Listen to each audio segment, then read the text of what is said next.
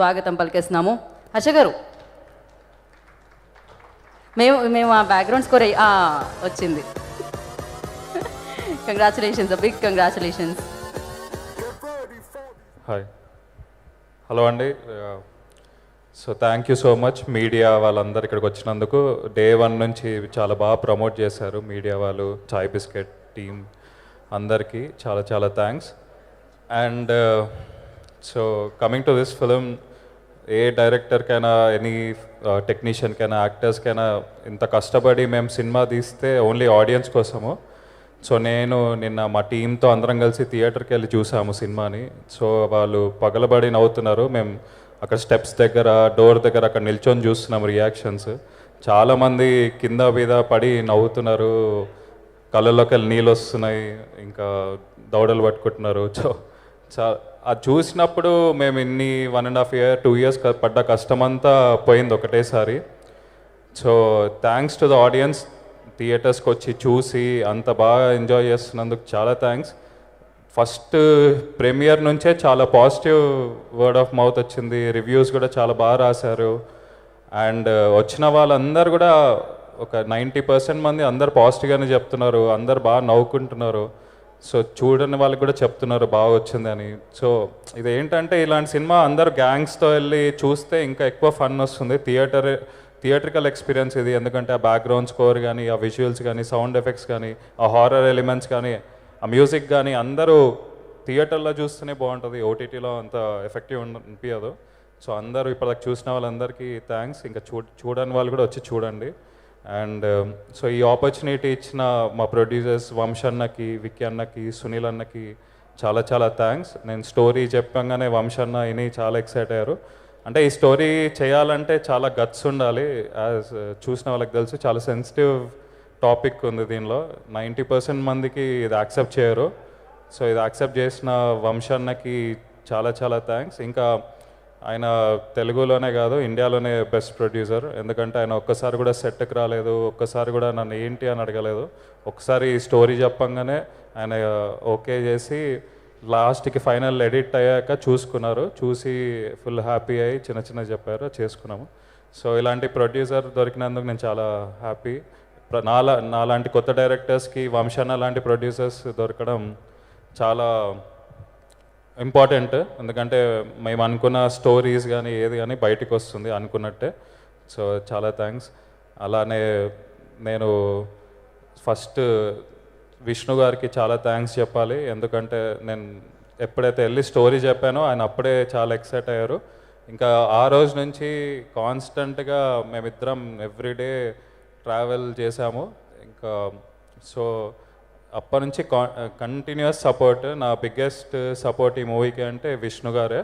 ఇంకా మేమిద్దరం ఇట్లా బెస్ట్ ఫ్రెండ్స్ అయిపోయాము. ఇప్పటి నుంచి మళ్ళీ కాల్ చేస్తారో లేదో తెలియదు కానీ ఎవ్రీడే, ఇప్పటివరకు అయితే ఎవ్రీడే పొద్దున ఒకసారి, మధ్యాహ్నం ఒకసారి, రాత్రి ఒకసారి ఫోన్లో మాట్లాడుకుంది మాకు డే గడవట్లేదు. సో ఇంకా ఆయన డబ్బింగ్లో చేసిన కరెక్షన్స్ కానీ అవన్నీ కానీ పంచెస్ కానీ చాలా ఇప్పుడు థియేటర్లో చూస్తే అది కొత్త సినిమా లాగా అనిపిస్తుంది.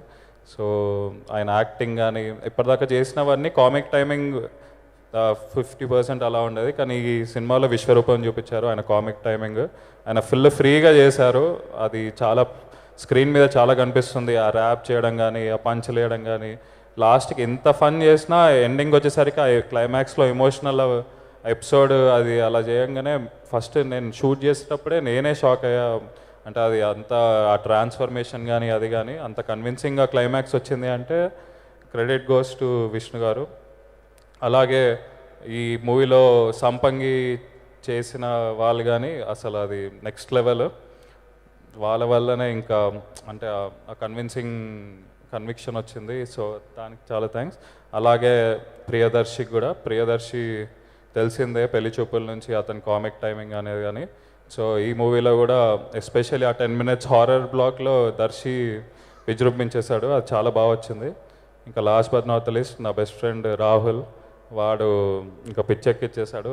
చెప్తే డబ్బులు ఇచ్చినాం అనుకుంటారు కానీ చాలా బాగా ఎక్స్ట్రాడినరీగా వేశాడు. నా ఫస్ట్ మూవీ హుషారు కూడా ఒక లెవెల్లో ఉన్న సినిమాని నెక్స్ట్ లెవెల్ తీసుకెళ్ళింది రాహుల్.